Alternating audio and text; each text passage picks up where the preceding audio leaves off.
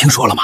這家店的老板靠着泡面，讓各路英雄豪傑都奉他為神明。对啊，我还听说当时老板靠着什麼噴射套餐，讓5萬曹軍集體蹲進茅房了呢。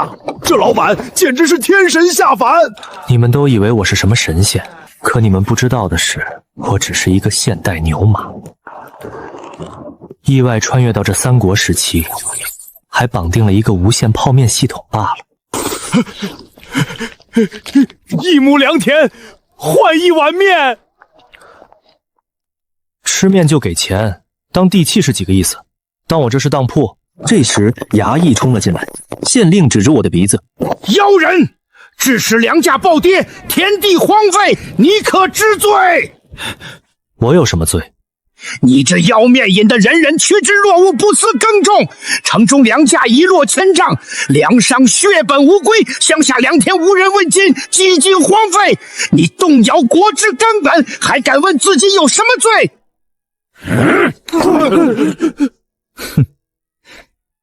王县令，飯可以亂吃，話不能亂說。我的面一碗50錢，童叟不欺，明碼標價，大家愛吃，說明我的面好。至於糧價暴跌，田地荒廢，那是你們的事，與我何干？難道我的面太好吃也是一種罪？你還敢狡辯？給我拿下！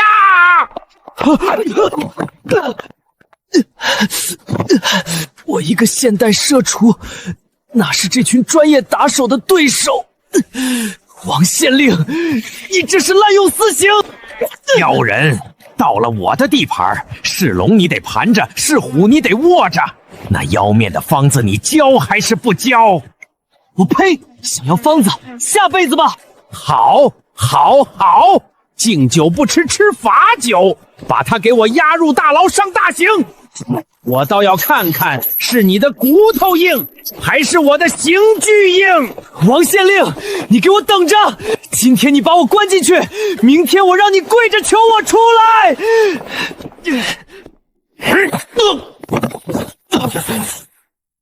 進去吧你！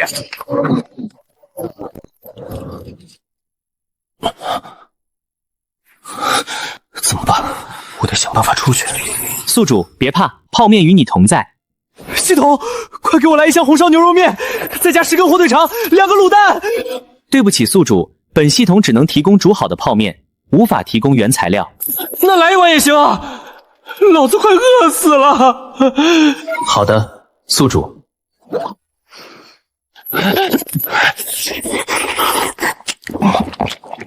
得想個辦法對付王縣令。小子，縣令大人再給你一次機會，交出方子免你皮肉之苦。方子沒有，爛命一條。找死！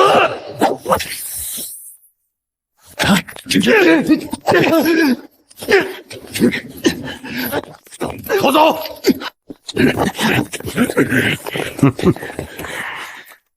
陈峰，本官的耐心是有限的，把方子交出來。王大人想錢想瘋了吧？你這是知法犯法，屈打成招。滿口胡言，給我用刑！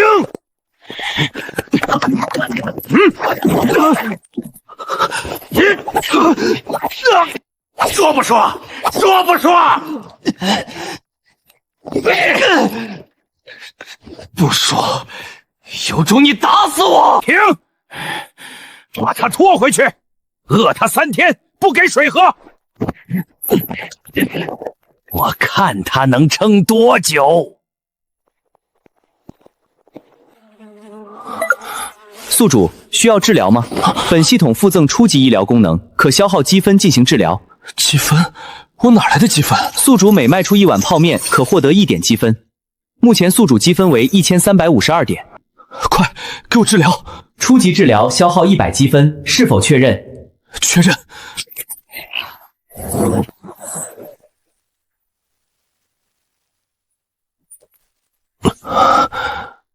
系統，來碗海鮮麵。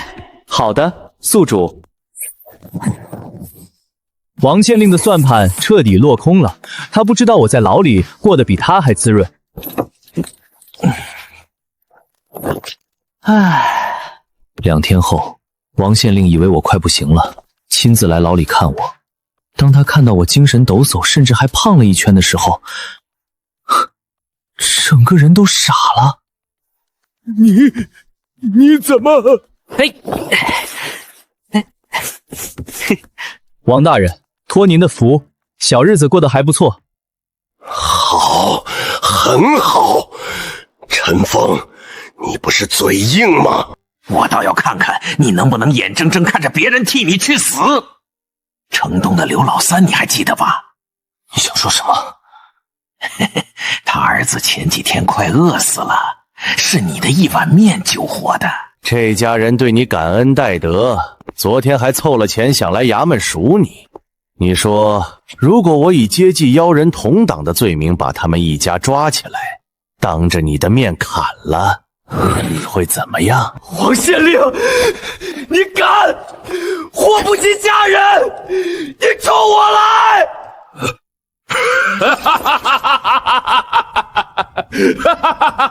现在知道怕了？我給你1天時間考慮，明天這個時候，我要麼拿到方子，要麼就讓劉家為你陪葬。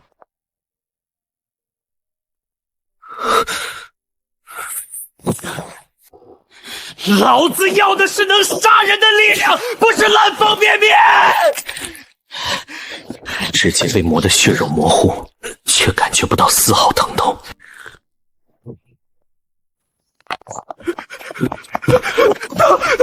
大人，不好了！城外來了一支軍隊，為首的將軍自稱常善趙子龍。趙將軍，他來做什麼？快隨我出去迎接！趙四是劉備手下的大將，以仁義聞名。如果能讓他知道我的冤情，說不定有轉機。可我一個階下拳，怎麼才能見到他？就在我快要放棄希望的時候，牢房的走廊裡傳來了腳步聲。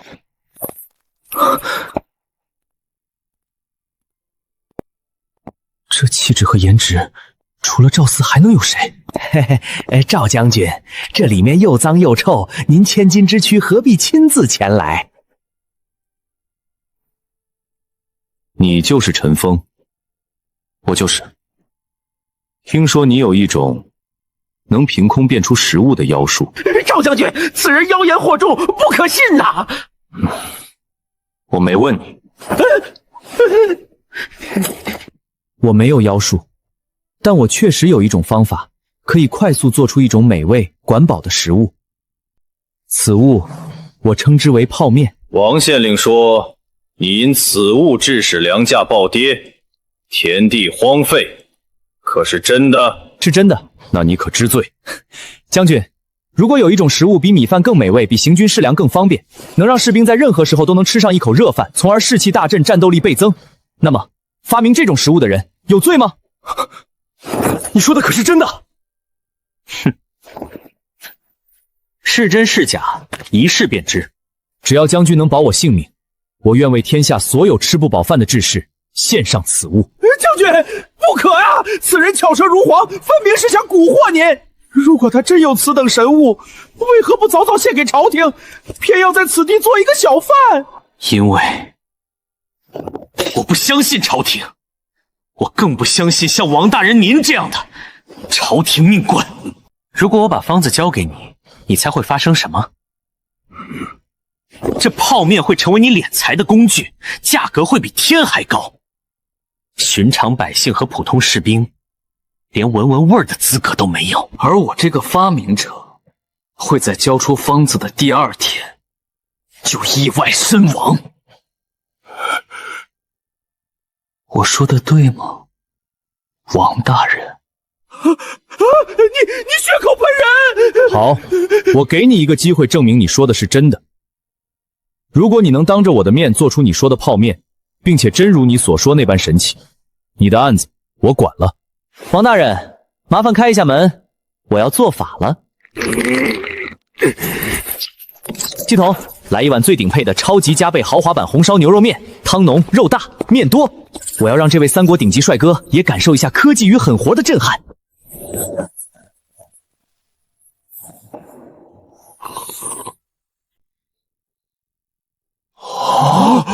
所有人都看呆了，包括趙四。妖術，真的是妖術！趙將軍，請。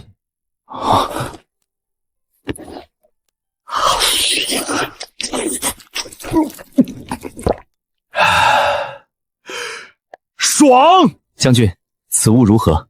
此物真乃神物，方便快捷美味，而且吃完之後渾身都充滿了力量。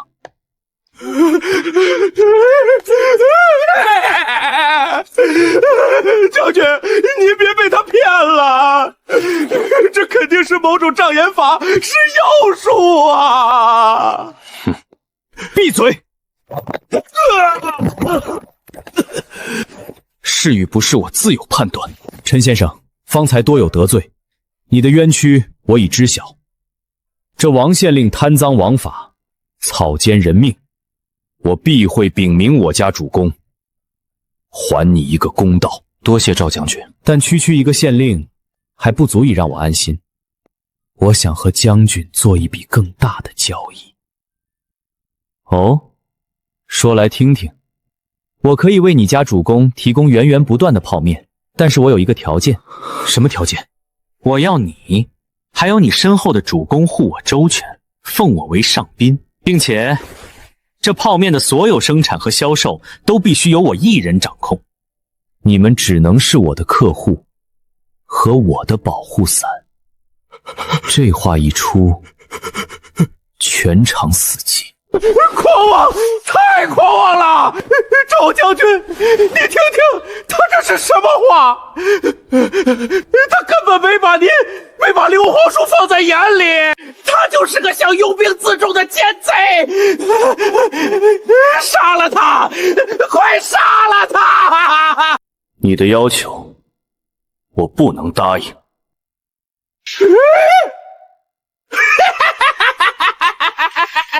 听到了嗎？趙將軍不答應，你死定了，妖人！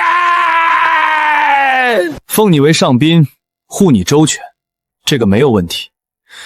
但泡麵的生產銷售由你一人掌控，這個不行。此物關係重大，若只在你一人之手，太過危險。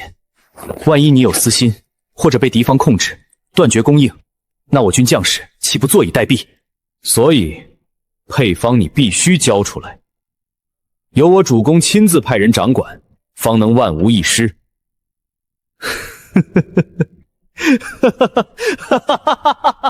將軍，如果我說這東西沒有配方呢？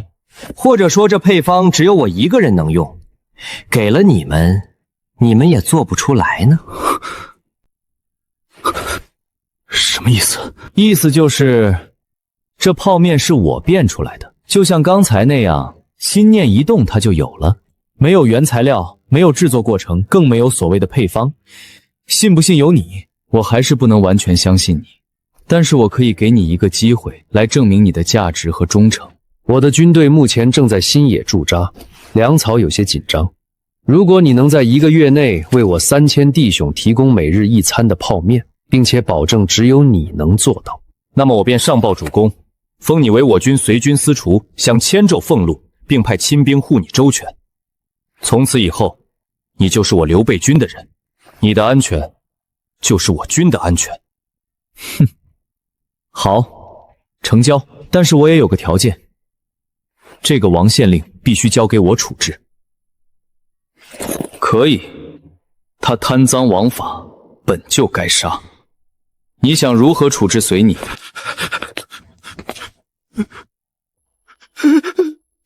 陳大爺，不，陳爺爺，饒命啊！我永遠不是泰山，我再也不敢了。饒你？你用鞭子抽我的時候想過饒我嗎？用劉家老小的性命威脅我的時候，想過饒他們嗎？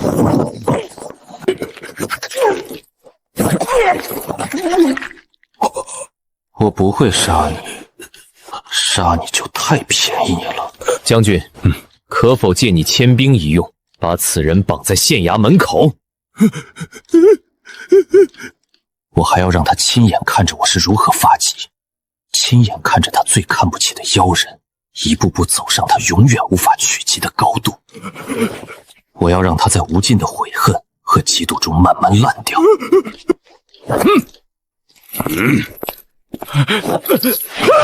放開我！放開我！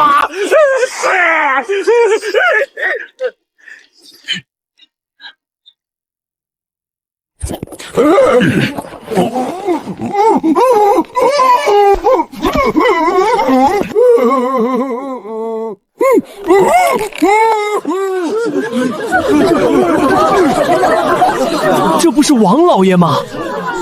怎麼被綁起來了？你沒看那牌子？這狗官原來幹了這麼多壞事兒，活該！我家的地就是被他巧取豪奪去的。我弟弟就是被他屈打成招，死在牢裡的。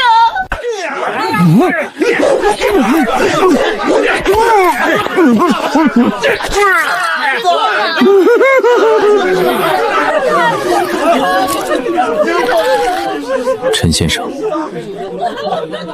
你这一手比殺了他還狠。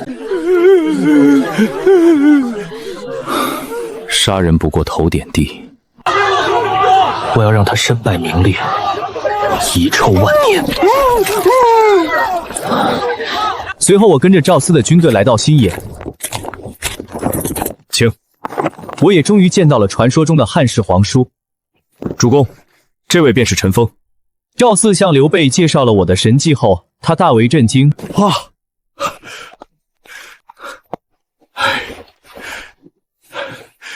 有先生相助，真乃天助我也。大哥，這就是你說的那位高人嗎？正是。我當場為他們表演了一次無中生有。看好了，這便是我所說的寶物。在軍營的空地上，我心念一動，上百碗熱氣騰騰的泡麵憑空出現，香氣傳遍了整個營地。劉備、關二、張三全都看傻了。關二撫着長髯，丹鳳眼微眯，一臉的驚奇。俺的乖乖，俺的乖乖，這是什麼神仙本事？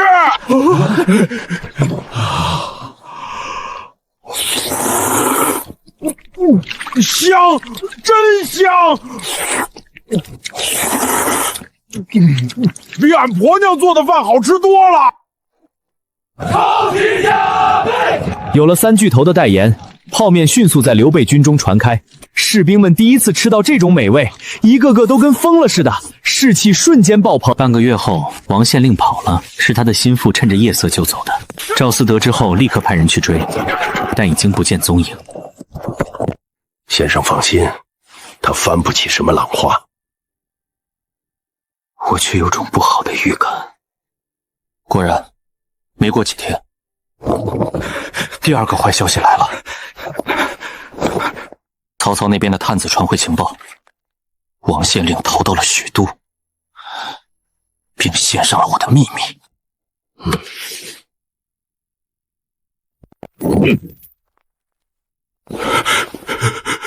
不惜一切代價活捉陳封。大哥，怕什麼？曹賊敢來，俺老張一矛刺死他！陳先生，此事因你而起，如今連累了你，備心中有愧。主公言重了，王先生本就是衝我來的，是我連累了主公才對。他是諸葛亮，是我最大的收穫。現在不是追究責任的時候，我們得想辦法應對。此刻，他正閉着眼睛，似乎在思考對策。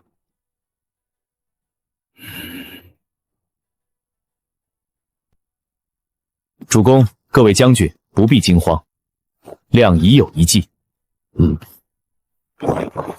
曹操其心在先生，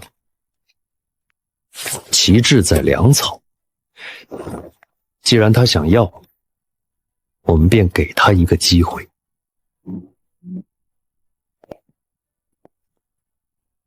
先生，敢問您的泡面除了口味不同，是否還有其他變化？我立刻明白了诸葛亮的意思。当然有，只要我想，面可以是任何形态，比如超辣的，或者吃了会拉肚子的。宿主检测到危险想法，正在进行风险评估，评估完毕，可以提供，但后果自负哦。我直接无视了后半句。妙啊！如此，我们便可请君入瓮。曹操此次派来的必然是夏侯惇，此人勇则勇矣，却性情急躁，罪亦重计。主公可佯作驚慌，緊閉城門，再由陳先生出面，诱其退兵，至博望坡安营。待其入夜，我自有妙計，先以小股兵力袭擾，令其疲於奔命，待其人困馬乏，便是先生神物登場之时。几天後，夏侯惇率領5萬精兵殺到了新野城下。劉備假裝驚慌，閉城不出。夏侯將軍，久聞大名，何必動刀動槍呢？曹丞相想要我，我去就是了。但劉皇叔與我有恩，不能棄他而去。不如退兵30里，我親自去曹營獻上神物，如何？好，一言為定。你若敢耍花樣，我踏平西野。曹軍退兵30里，在博望坡安營。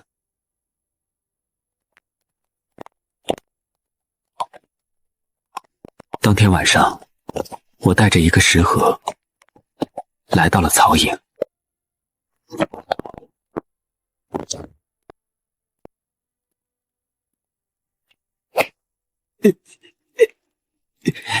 陈峰，你終於落到我手裡了。將軍，我來了。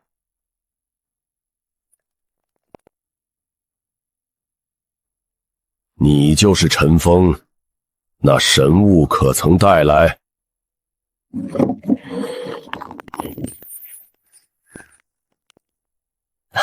當然，我特地為將軍和丞相準備了頂級龍鳳呈祥面。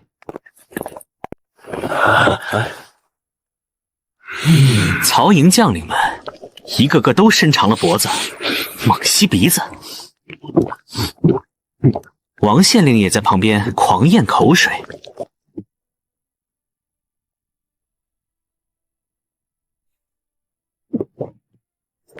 你先吃。啊？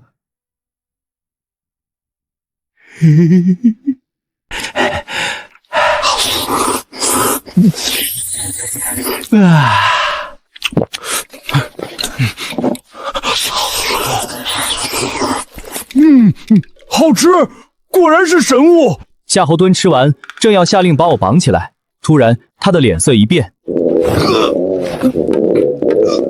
我的肚子，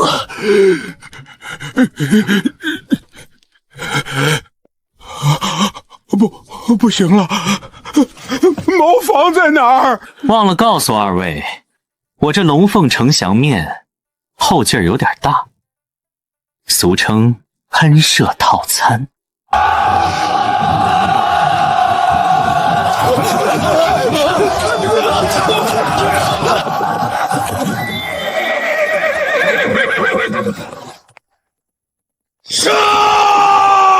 赵四从左右2翼殺入了曹軍大營，曹軍大營亂成了一鍋粥。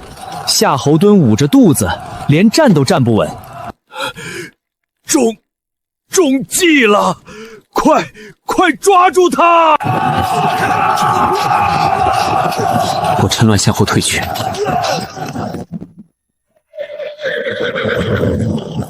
趙四早已趕到，一把将我拉上戰馬。我們殺出重圍。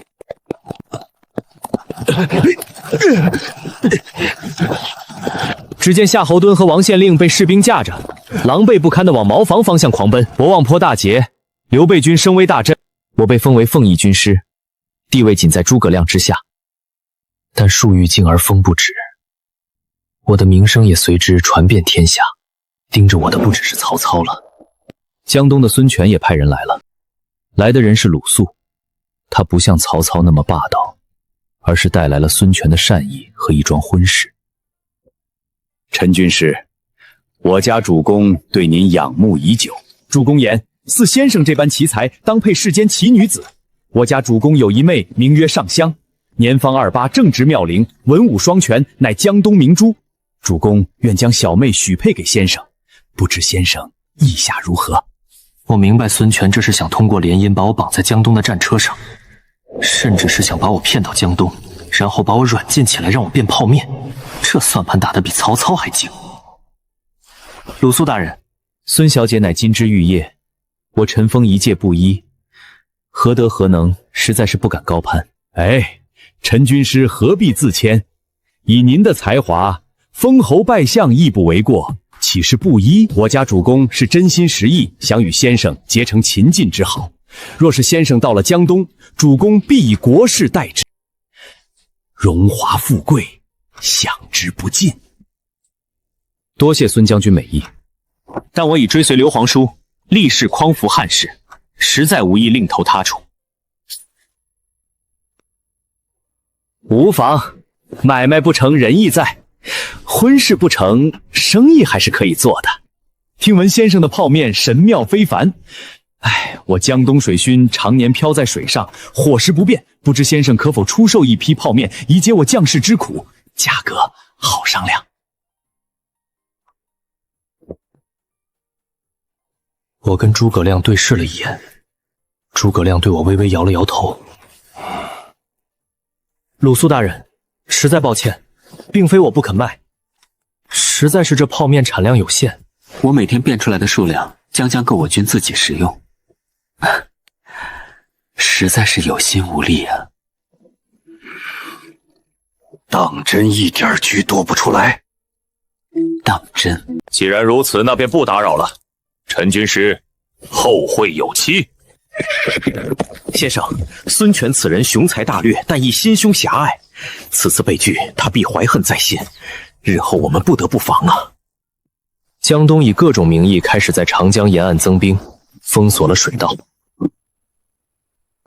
這直接導致了劉備團的戰略陷入被動，軍中的氣氛也變得有些壓抑。這天，我正在研究系統新解鎖的一個功能——口味定制。我可以根據需要創造出任意口味的泡麵。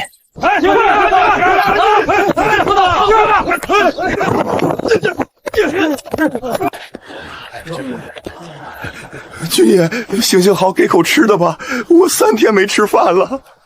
怎麼回事？律師，這是個從江夏那邊逃過來的流民，最近那邊鬧水災，好多人都沒飯吃了。老鄉，別急，我這裡有吃的。等他吃完，我才詳細問起了江夏的情況。原來今年雨水多，水位暴漲。荊州牧劉彪年老昏貴，他手下官員又大多是只顧撈錢的酒囊飯袋，根本不作為，導致江夏等沿江郡縣大片田地被淹，百姓流離失所。而孫權封鎖水道，更是不讓救援糧草運進去。聽完遼民的哭訴，我腦中突然閃過一道光。主公，軍師，這是我們入主荊州的最好機會。先生，我也知道，可是荊州有劉表重兵把守，又有孫權在側，我們如何能進得去？硬闖當然不行，但如果是去救災呢？我們打出皇叔仁義，不忍荊州百姓受苦的旗號，主動向劉表請纓，前往江夏賑災。他現在沒理由拒絕。妙計，以賑災為名，行進駐之實。可是我們自己的糧草也不寬裕，哪有餘糧去救濟災民？主公，您忘了，我們有泡麵啊！對呀，我怎麼把這個給忘了？有先生在，我軍粮草无窮無盡。计劃就這麼定了下來。劉備立刻派人給劉表送信，果然，劉表收到信後大喜過望，當即下令開放關卡。孫權那邊雖然得到了消息，但也不敢阻攔，所以他只能眼睜睜看着我們大搖大擺地進入荊州。過程卻並非一帆風順，守關蔡瑁的侄子百般刁難，他企圖將我們的救濟糧據為己有。嘿嘿，諸葛亮只用一計，便讓那蠢貨在劉表面前暴露貪婪嘴臉，被撤職查辦。眼前的景象比我想象的還要淒慘，到處都是災民。當他們看到我們的軍隊時，眼神裡充滿了恐懼和戒備。在我們煮起泡面，把熱湯面發到他們手上時，無數的災民跪倒在地，對着我們的方向磕頭。隨後我了解當地情況，推出了有針對性的面。短短半個月，我們贏得了整個荊州百姓的心。劉表病逝後，他的二兒子劉琮哭着把印事交到了主公手上。曹操氣得吐血，孫權捶胸頓足，但他們錯過了時機。擁有系統的我，不再是那個需要夾縫求生的小角色了。我開始主動出擊，利用泡面建立起了一套覆蓋整個中原的情報網和商業鏈。情報源源不斷地匯集到我這裡。我還利用泡面收服了許多在歷史上本不屬於劉備陣營的猛將。西涼的馬起勇猛無敵，但一直被曹操壓着打。後勤是老大難問題，我派人給他送去了10車超辣牛肉麵。馬起吃完後驚為天人，但真正打動他的是我托人帶去的一句話：將軍之勇，天下無雙。若得糧草無憂，天下何人能敵？我主劉備願與將軍共創一個人人有面吃，再無動難之苦的大通世界。馬起沉默良久，最終決定率部來投。大丈夫在世，不求封侯，但求快意。你描繪的那個世界，我馬起願為之赴死。盤踞在宛城的張繡，手下有賈詡這樣頂級的謀士。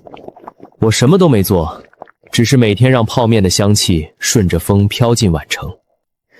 半個月後，賈詡自己出城了。聞香而來，非為口腹之欲。先生之能，可安天下。先生之人，勝於曹操。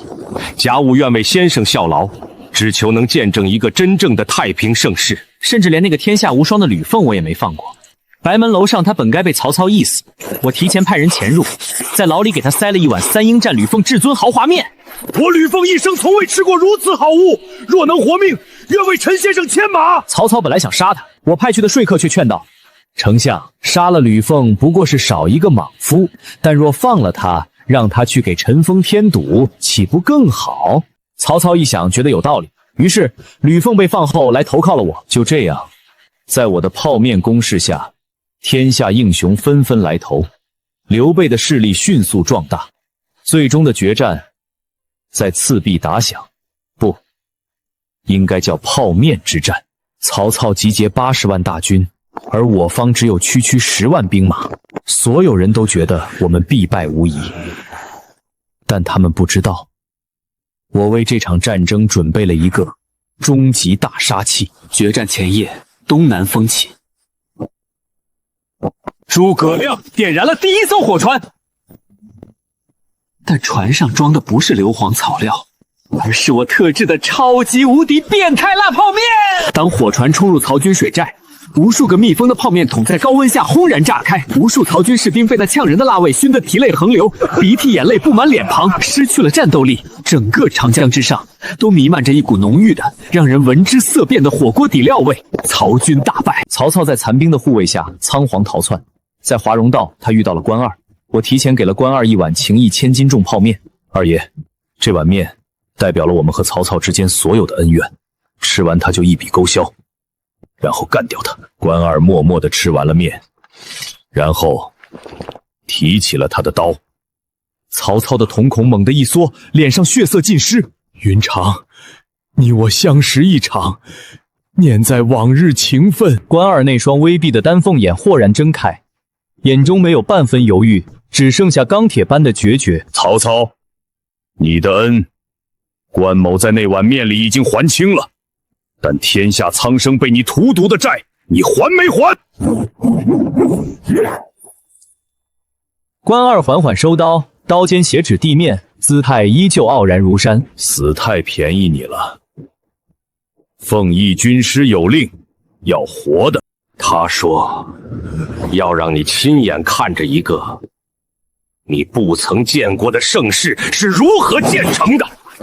跟我回去，向天下萬民謝罪。消息傳回劉備大營，整個荊州都沸騰了。劉備激動得不能自己，他死死抓住我的手，用力搖晃着。先生，你真是我大漢的麒麟，天下的福星啊！一旁的諸葛亮也放下了他那標誌性的羽扇，对我深深一揖。亮自负志技無雙，今日方知天外有天。我只是保持着禮貌而神秘的微笑。曹操被押回了荊州，我特地為他準備了一間豪華單间，下令一日三餐只給曹操提供最粗糙的麥餅和白水。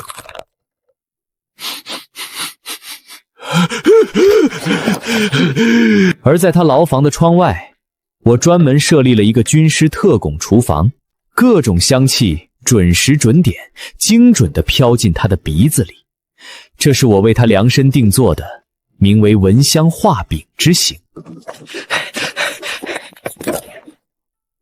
報告軍師，那曹賊他哭了，他抱着牢門，一邊流淚一邊喊，說他錯了，他當初就不該小看一個廚子，還說他願意用他所有的州郡換一碗您親手做的面。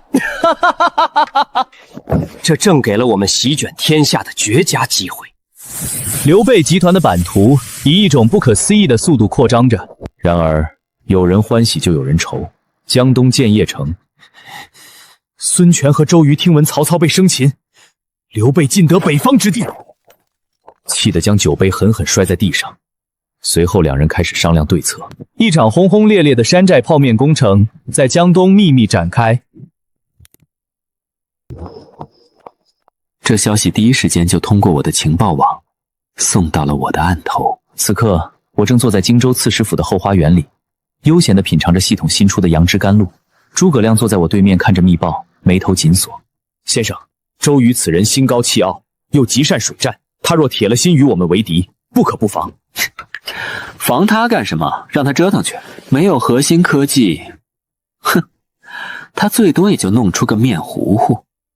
你放心，這世上模仿者永遠無法超越開創者。而且我正愁找不到理由去江東逛逛呢。他們這麼一搞，不正好給了我一個上門技術指導的機會嗎？先生萬萬不可！如今孫權、周瑜視我等為眼中釘，您此去江東與自投羅網何意？格局要打開，誰說我是去龍潭虎穴了？我這是去巡視市場，開拓新業務。我站起身，伸了個懶腰，看着東方的天空，我決定了，即刻動身前往江東。不僅要去，還要大張旗鼓的去。我要讓全江東的人都知道，泡麵祖師爺來了。順便也給那位自視甚高的周大都督送上一份永生難忘的見面禮。我的江東之行排場極大，劉備恨不得把整個荊州的老底兒都掏出來給我撐場面。先生，此去凶險萬分，為何還要如此張揚？你不懂，對付流氓，你要比他更橫；對付裝逼犯，你要比他更能裝。我要讓孫權和周瑜知道，在泡麵這個領域，我不是來談判的。哼，我是來制定規則的。先生放心，有我在，无人能傷先生分毫。3天後，一支史無前例的船隊從荊州出發，順流而下，旗艦名為泡麵號。船隊所過之處，沿岸百姓無不駐足觀望，議論紛紛。消息像風傳遍兩岸，我將以大漢奉義軍師兼天下泡麵總司的身份，對江東進行友好訪問。這個消息很快抵達了建業城，孫權閉塞的眸子裡怒火與驚疑交織。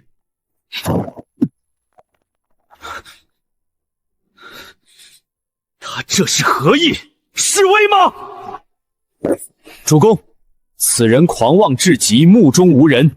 他分明是没把我江東放在眼裡，請主公下令，待其一入境，便将其拿下，逼問出妖面之秘。都督此言差矣。如今陈封被奉為食神，我軍又剛與其聯手破曹，此時若無故扣押其軍師，豈不讓天下人恥笑我江東背信棄義？黃將軍言之有理，陳封此來必有依仗，不如静觀其变，再做定夺。子敬說得对，傳令下去，以最高禮節迎接陳封。我倒要看看他葫蘆裡賣的什麼藥。周瑜，你的神面研制的如何了？回主公，以大功告成，虽不敢說一模一樣，却也得了7、8分神髓。好，明日的接风宴就由你来安排，務必要讓這位凤儀軍師見識見識我江東的待客之道。一場針對我的鸿門宴就这麼安排上了，而我正躺在椅上喝酸梅湯。先生，前方就是建業了，江東已派船引航，為首的是大將甘寧。你說，如果我把孙权的小妹拐回靖州，刘備會不會給我漲工資？先生，請慎言，主公待您如手足，不是為了讓您給他拐帶弟媳的。開個玩笑，別當真。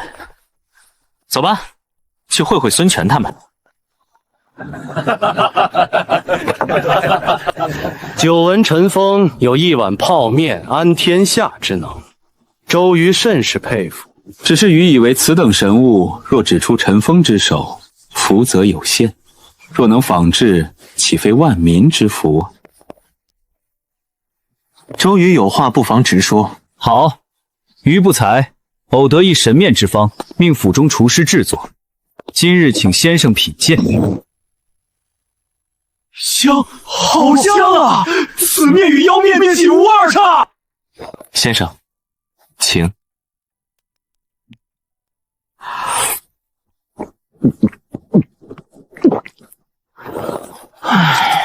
如何？周都督，我能問幾個問題嗎？這面可是用油炸過？正是，面體金黃，必經油炸定型，此乃關鍵。那這湯可是用多種香料與醬料熬製？當然，於尋遍名廚，嘗遍百草，才調出這與之一較高下的湯底。可惜，都督只知其一，不知其二，形似而神不似，畫虎不成反類犬。我給都督這碗面8個字的評價：面體發泡過度，毫無靈魂；湯頭層次不齊，鹹味鎖喉。此16字已是客氣。若論真實口感，簡直就是對食物的褻瀆。先生此言未免刻薄。你說魚之面不行，那你高明在何處？來，給周都督開開眼。超級至尊佛跳牆海鮮拉麵已確認，那香味霸道醇厚。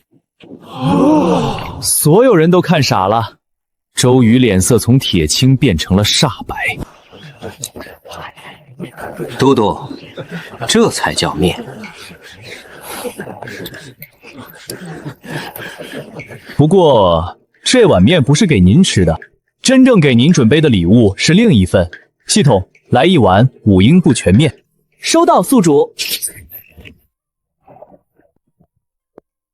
都督，我聽聞您精通音律，我這碗面名為天籟，食之可讓人的嗓音清亮通透。於音律之道，或有神助。今日初次見面，便以此面贈與都督。以賀都督神面大成之喜。周瑜此時哪知，這看似清淡的一碗面，竟是毀掉他樂聖名聲的毒藥。那瑜就卻之不恭了。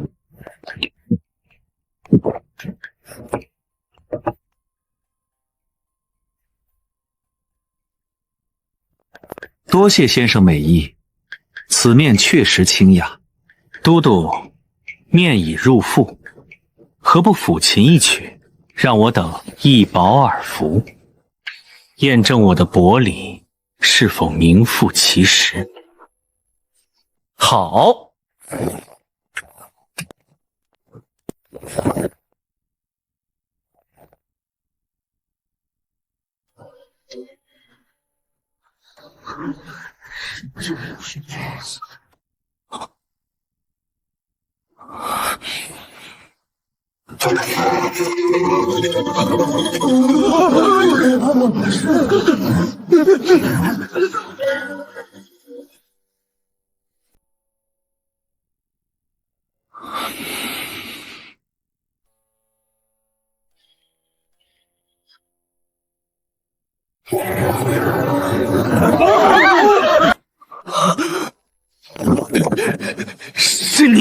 是你搞的鬼！都督，饭可以亂吃，話不能亂說。我遠在10步之外，手都沒碰一下您的琴，如何搞鬼？莫非是都督今日身體不適，狀態不佳？孙權臉色陰沉，此時不得不開口替周瑜解圍。公瑾，或許是琴出了問題，你清唱幾句，讓大家聽聽。啊咿啊！那是一股仿佛被100只公鴨同時踩了脖子的慘叫。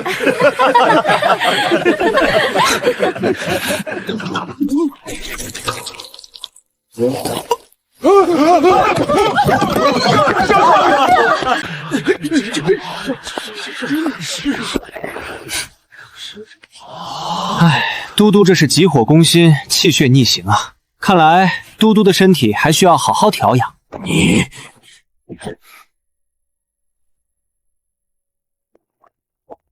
孫將軍，何必動怒呢？都督的病也不是不能治。解鈴還須繫鈴人，心病還須心藥醫。都督是被我這碗麵的意境所傷，自然也需要用另一道菜的意境來調和。你真能救？當然，不過我的枕巾可是很貴的。住手！誰敢傷我周郎？原來是郡主殿下，放心，有我在，你家周郎死不了。現在我們可以談談我的枕巾了嗎？說吧，你想要什麼？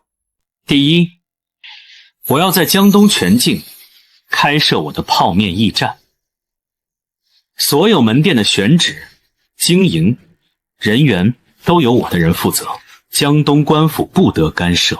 可以，但我有一個條件，驛站所有盈利，江東要佔30%。成交。第二，我要江東所有的造船圖紙以及最優秀的船匠名錄。不可能！這關乎我江東命脈。陳峰，你莫不是想要我孫氏的命脈？我不是要你的命脈，只是覺得你們的船太慢了，也太小了。我想幫你們升級一下，意思就是我提供理念，你們負責製造。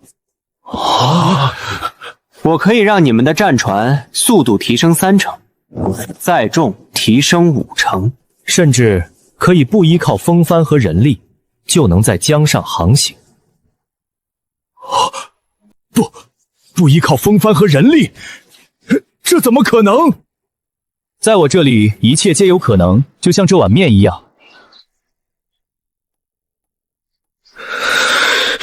好，我答應你。你必須先治好周瑜。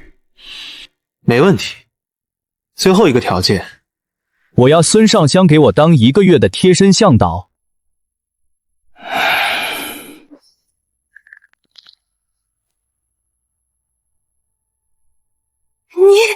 你這個登徒子，我殺了你！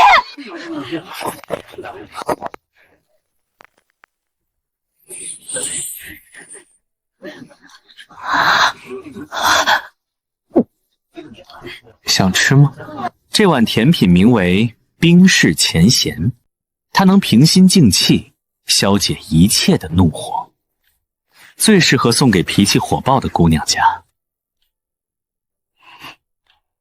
尝嘗。梁毅入後，那不僅是魏磊的救贖，更是亂世中難得的一抹清涼。孙將軍，人我已經救回來了，我的第3個條件，你答應嗎？好，我答應你，但你必須保證上香的安全。那是自然，我這個人最是憐香惜玉。郡主殿下，未來1個月，請多指教了。就這樣，一場驚心動魄的鸿門宴以我的完勝告終。接下來的日子，江東在技術交流中發生了翻天覆地的變化。第一艘由人力驅動的輪船成功下水，第一家標準化的泡面驛站在周瑜的親自操持下於建業城盛大開業。周瑜每天樂呵呵地盤算着要在哪裡開下一家分店。昔日儒雅的大都督，如今已在霸道總裁的路上一去不回頭，而我也到了該離開的時候。孫權再次為我設宴，先生之才勝過10萬雄師，若願留下，我願與先生共分天下。天下太大了，我一個人分不過來。我想建立一個沒有戰爭的新世界，那裡人人有面吃，人人有衣穿。那個世界需要劉備的人，曹操的法，也需要孙權的航母艦隊。将軍，眼光要放長遠一點，這小小的長江困不住你的。大江之外還有更廣闊的海洋，海洋之外還有無數的陸地和財富。世界的版圖遠比你想象的要大得多。這一夜，一顆征服星辰大海的種子在東吳之主的心中悄然發芽。你要走了嗎？是啊，我的假期結束了。那你還會回來嗎？當然，還要你做江東總代理呢。而且我答應過要帶你去看海。誰要跟你去海上？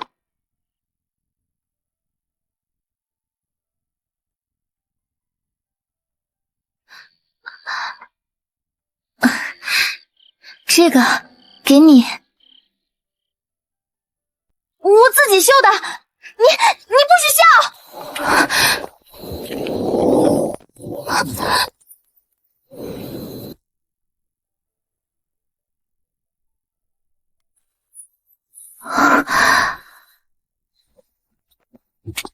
等我結束這場無聊的戰爭，就回來帶你去看星辰大海。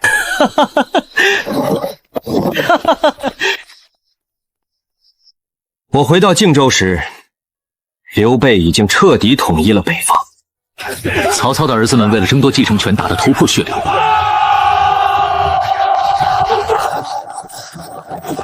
最終被馬啟和張繡率領的大軍逐個擊潰。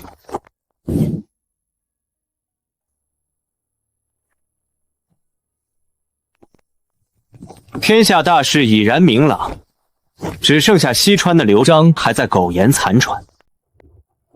平定西川更是易如反掌。我只是讓我的泡面宣傳隊在城外連續舉辦了3天3夜的麻辣火鍋節，那霸道的香氣飄進城裡。3天後，不等我們攻城，城門自己就開了。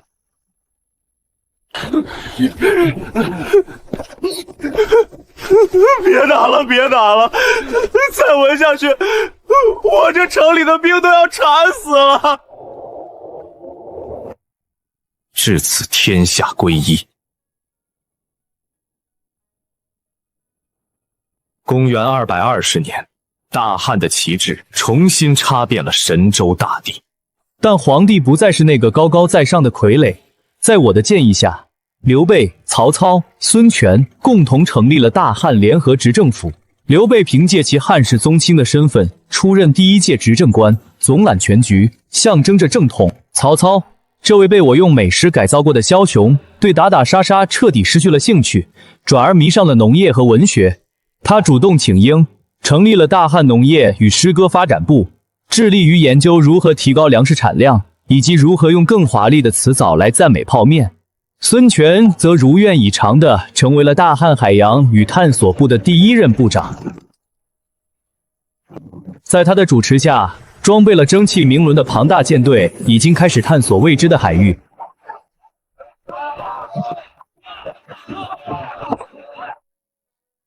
江東的絲綢、瓷器和我的泡麵被運往了更遙遠的地方，而我拒絕了所有的官職和封號，只保留了一個頭銜：大漢首席技術與文化顧問。我建立了標準化的學校，推廣簡體字和標點符號，開辦了報紙，傳播新的思想和科學知識。我甚至還組建了第1個偶像女團，一曲泡麵陣線聯盟，火遍大江南北。當然，我也沒有忘記我的承諾。3年後，一艘史無前例的鋼鐵巨輪停靠在建業港。這幾年，他早已不是那個衝動火爆的小辣椒。他現在是我泡麵帝國的執行總裁，也是我未過門的妻子。準備好了嗎？我們的環球蜜月旅行馬上就要開始了。陳峰，我餓了。想吃什麼？龍蝦還是牛排？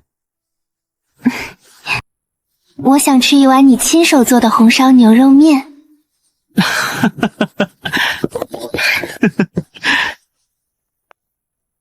好，管夠。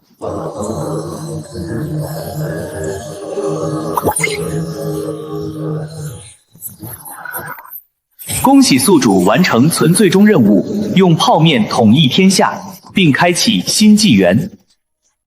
系統獎勵：永久無限食材供應權限及幸福的味道專屬稱號。本系統即將進入休眠模式，祝宿主與您的家人生活愉快，用餐愉快。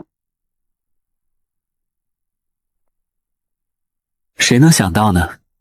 我一個現代社畜，靠着一碗平平無奇的泡麵，竟然真的在這個英雄輩出的時代，活成了一個傳說。